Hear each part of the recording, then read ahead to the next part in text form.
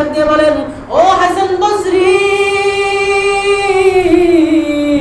ও যুগের ইমাম, আমি চলে গেছিলাম বসরার বাজারে আমার ছোট্ট শিশুকে নিয়ে। আমার শিশুটা খাবারের দিকে তাকিয়েছিল, আমি তাকে কিছু রুটি আর কিছু খাজুর দিয়েছিলাম। আমার ছেলে খাচ্ছিল, মনে আছে?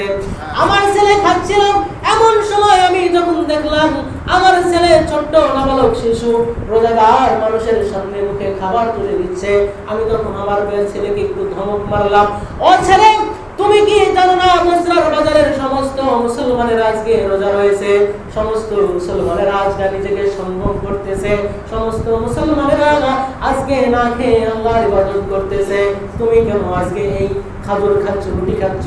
এখন খেও না বাবা, আল্লাহ রাব্বুল আলামিন মুসলমানদেরকে রাত্রি হওয়ার আগ পর্যন্ত রোজা রাখতে বলেছে, সমস্ত মুসলমানেরা রোজা আছে, তুমি যদি এখন খাও আর এই খানাটা যদি কোনো মুসলমান দেখে ফেলে হয়তো বা তার খানা খেতে ইচ্ছা হবে, যার কারণে তার মনের ভিতরে আফসোস হবে, আর আফসোসের কারণে যদি কোনো মুসলমান রোজা ভেঙে ফেলে, কোনো মুসলমানের রোজা তৈব হয়ে যায়, দুর্বল হয়ে যায়, আমি আল্লাহ মুসলমানের আল্লাহর কাছে কোনো জবাব দিতে পারবো না।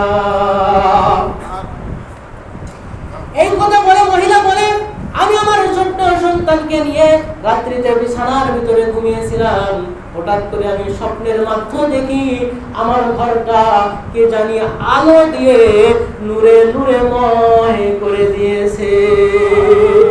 আমি সঙ্গে সঙ্গে খেয়াল করলাম আমার বাড়ি থেকে, আমার ঘর থেকে আসমান পর্যন্ত একটা নূরের ছোটা উঠতেছে, আর সেই নূরের ছোটার ভিতরে একটা নূরে নূরে ময় মানুষ দাঁড়িয়ে আছে।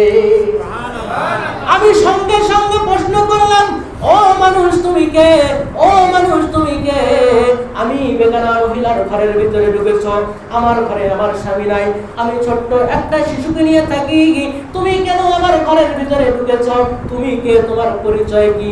আমি তখন লক্ষ্য করলাম ওই মানুষটা তখন বলতেছে, ও আমার মা, ও আমার মা, ভয় করো না, ভয় করো না, আমি তোমার কিচ্ছু করব না, আমি দিন ও দুনিয়ার বাদশা, আমি দিন ও দুনিয়ার রাহমাতুল লিল আলামিন জনাবে মুহাম্মদুর রাসূলুল্লাহ।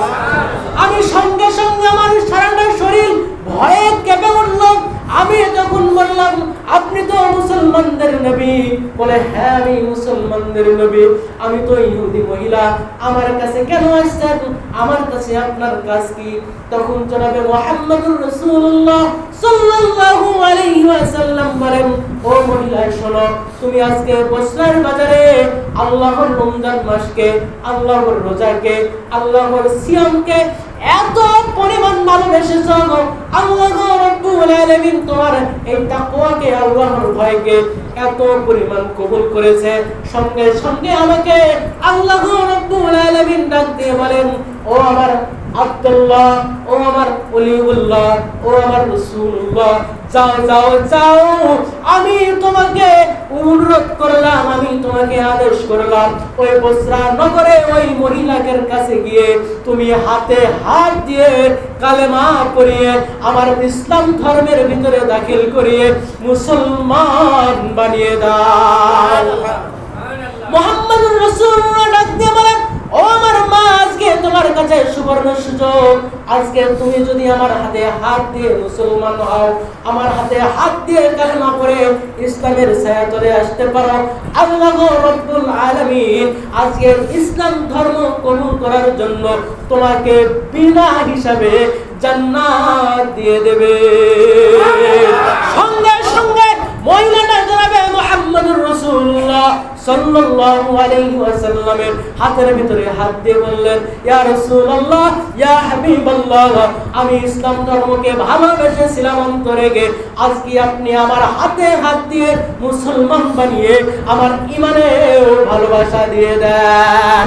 সঙ্গে সঙ্গে মুহাম্মদুর রাসূলুল্লাহ সাল্লাল্লাহু আলাইহি ওয়াসাল্লাম মহিলার হাতের ভিতরে হাত দিয়ে বলতে লাগলো, বলো লা ইলাহা ইল্লাল্লাহু মুহাম্মাদুর।